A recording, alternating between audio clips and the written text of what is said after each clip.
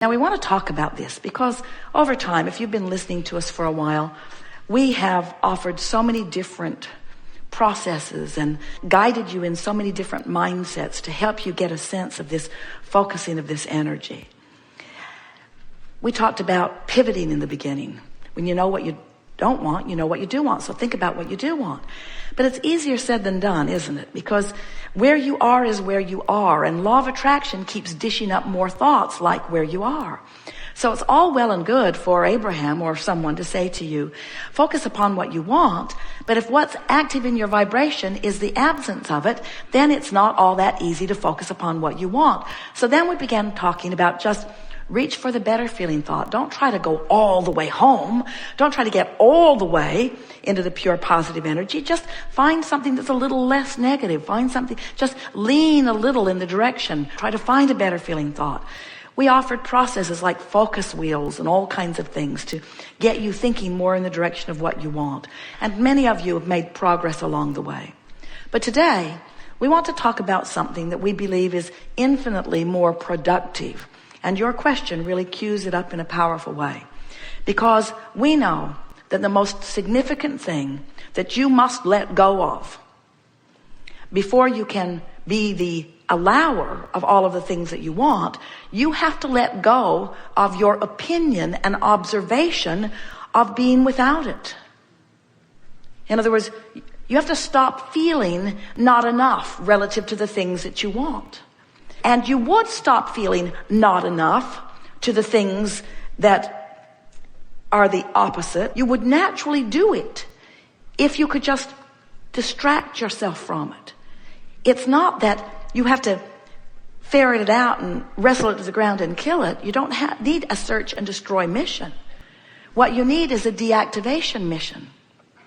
You need a untangling mission. You need a let loose of it. You need a lightening up mission. You need an ease and flow mission. And so it's the reason that this getting into the vortex guided meditation process was created, because we see that what you are really reaching for is a vibrational shift that you have a hard time accomplishing in the midst of your very busy, very compelling, very real, very observable life. You have to find a way of detaching from it. Do you like being deliberate creator? Yes. Are you on the verge, or have you moved into the understanding that this is a vibrational universe in which you live? Do you accept that through the directing of your thoughts that you focus the energy, that that's how you create? Does it please you to know that knowing what you don't want helps the process? So does it make you want to be a little more patient with yourself in the interim before things manifest? Are you approaching the willingness to want to go to the vortex for the feeling of it rather than for the manifestation of it? Because once you get there, once you say, my vortex is my objective, because there I am whole and therefore feeling good, and then I will focus specifically. Now you are really a powerful, deliberate creator. And here's why. People often think that it is the setting of the goals that is the creative work. Well, the creative work happens when you're in the middle of a relationship that's no fun. That's when you put more fun. The creative work is when you're sifting through what you don't want, knowing what you do want. In other words, the creative work is the sifting, sorting process. That's the creative work. You've done it, you've done it, you've done it, you've done it, you've done it, you've done it. The creative work is there. Then people think, oh, I have to get really specific about this thing that I want. But when they're really specific, when they don't have it, what do? They hold themselves away from it. You follow that, don't you? We've been talking about that all morning. So when they're not in the vortex and they're really specific about what they want, I want this person to be this tall and have this much money and have this color of eyes and to call me this and to do these things and to have this agenda and to have this heart. When you're saying all of those things and you're not in the vortex, but you're being specific because you think you're supposed to be specific, because that surely must be what deliberate creating is, you just hold yourself out there, having more experiences you don't want, more experiences that you don't want. Too specific. But then you get general. You get general. You quiet your mind. You bask more. You have a massage. You put your feet in the water. You pet your cat. You listen to the meditation CD. You listen to music. You do more of those things that ratchets the specifics down, down, down, down. So you're more general, more general, more general, more general, more general. And then you flow right into the first lock of the Vortex canal. And now, when you think about what you want, you do it because it feels good to think about what you want, not because you're trying to be specific in order to make things happen. Can you hear the difference? Now you're talking about it because it feels good. Now you're talking about it because you can't stand not to talk about it. Now you're talking about it because it's who you are and it's what's showing itself to you. Now you are going with the flow of it. Are you following what we're getting at? This is such an important distinction. You want to get into the vortex and then be specific. So the rule of thumb has always been, be as specific as you can be and still feel good. And when you're not in the vortex, you can't be specific at all and feel good. But once you get into the vortex, that's when you want to start talking about it. Jerry and Esther will get into a moment in time where they're feeling so good, where something that has happened is feeling so good, and they will just milk it and milk it and milk it and milk it.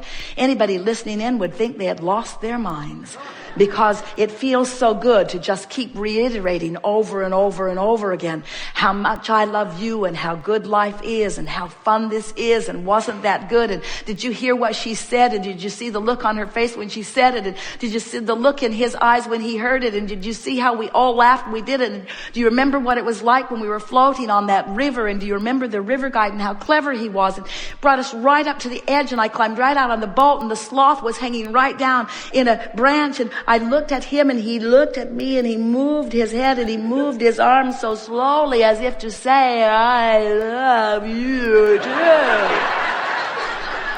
Jerry and Esther have had that conversation 15 or 20 times since they had their up close and personal relationship with the sloth on the Amazon River in Costa Rica. In other words, they just keep milking it and milking it and milking it and milking. Eric was the man who was driving the boat. He would say, can you see that crocodile? What crocodile? He would put his laser beam on it and he would shine a light right on the eye of the crocodile. And then the crocodile would look at them and they would look at it, and it would look at them and they would look at it. Just milking magnificent moments. You see what we're getting at? Do all of your offering of consistency and of focusing once you're sure you're in the vortex, and watch the power and the leverage of the energy that creates worlds help you manifest anything that you want endlessly, eternally. We were having fun on the Panama Canal cruise because once the enormous ship had passed through the locks of the canal, and the participants in the seminar had, for the most part, witnessed it. It was quite a thing to see. So the ship is moving from a lower body of water to a higher body of water, sort of like getting into the vortex. And these locks that this ship passed through, it was about an 84-foot raise. Now, if the ship had tried to just catapult itself up there, while it is doable, we suppose there could be jetpacks or something that could accomplish the jump, but not a very pleasant experience. So instead, it was an incremental thing. The ship just floated into this lock, and then the water was raised until the water level of this lock was the same as that at the next lock, and then the gates were just softly opened. There was hardly a wave or a ripple, and the ship just floated into the next level, and then into the next lock, and then that lock was lower than the next, so more water was added, and the ship floated upward, and then when it was equal, the gate opened, and the ship just floated into the next lock. And we were saying to our participants on the cruise that that's the way we would like you to see your vortex. In other words, when you try to jump in, it doesn't work very well. You want to be in harmonic. You want to be in rhythm. You want to be in balance. You want to be in flow. You can use any word that you want, but you get the gist of this. And if you will just take it incrementally, then your boat doesn't tip over. If you just take it incrementally, and that really is what this vibrational alignment is. You just reach and align and raise. The vortex, we began calling it the Panama Vortex or the Vortex Canal. In other words, because we want you to realize that this valve or this opening or this passageway where the vibration of that which is you and the vibration of that which is really you can come into full blending, you see. And the less trauma, the better. So once you pass into the canal that we are even calling the vortex, there is still more to do and more to do and more to do and more to do. There is no ending to the raising and vibration, just as there is no ending of creation. It's a constant motion upward because life just keeps causing you to parlay it into a higher vibration. And then you have the thrill of coming into alignment with that higher vibration. It's a very good analogy. And it puts it into a perspective that we want you to consider. Now, there are a lot of people, in fact, most everybody you know, spends most of their time outside the vortex. They don't know about vibration. They don't know what their emotions mean. They want to be positive and they try, they make some effort to be, but they're not really managing their vibrational flow very well. So most people are outside the vortex most of the time. And then they gather together in groups, on the internet, or just in neighborhoods. Law of attraction sort of brings them in their similarities together. And they come up with conclusions about how they and everybody else should live life. Laws are made from that group. In other words, they are the ones that decide. They sort out the good piles from the bad piles, and they decide what's the right way of life and what's the wrong way of life. And we will acknowledge that among those outside the vortex efforters, that it is evident when someone is trying and when someone isn't. They have diplomas. They have better paying jobs in many cases. They live in nicer houses in many cases. You can tell which ones are trying and which ones aren't in that out of the vortex group. But friends, it's the out of the vortex group. It's like being king of the molehill. It's the out of the vortex group. In other words, the masters come from in the vortex. Your clarity, your inspiration, your creations, your inventions, your wonderful new ideas, your zest for life comes from the inside the vortex group, you see. So we're not wanting to make you feel bad when you're out of the vortex, because certainly it adds to the step one experience. We just want you to get this into perspective and realize that next time you find yourself really digging in and trying hard, that you're working against yourself. And you might want to just chill for a while and remember who you are. Maybe listen to some meditation. Maybe count your breathing. Maybe get in sync with some music. Maybe bask a little. Maybe do something that is pleasing. Maybe do anything or everything that you can think of to release the tension that is holding you outside the vortex.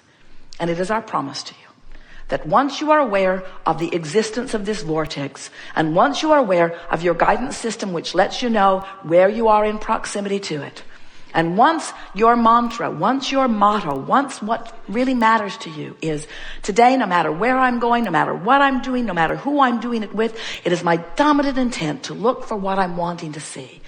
I'm agreeably oriented. I am appreciatively oriented. I comment on things that I appreciate.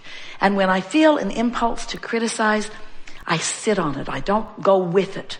I don't make more of it. I don't amplify it with words. I don't amplify it with groups. I don't comment on it. I no longer am trying, efforting myself into a better place.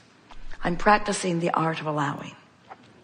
Because I've now discovered that my inner being is in my vortex and calling me home, calling me toward all that I've become. And if I am even hanging around in the vicinity of hopefulness, my vortex calls me in on a really regular basis. And once you start living more of your life from inside the vortex, You'll have more insight. You'll have better timing. You'll feel better. Your sense of humor will be keener. Your sense of intelligence will be keener. You'll think of things, those to-do lists. You won't have to drag them around. You'll be at the grocery store and you'll remember what you want. You'll be moving through life and the right thing.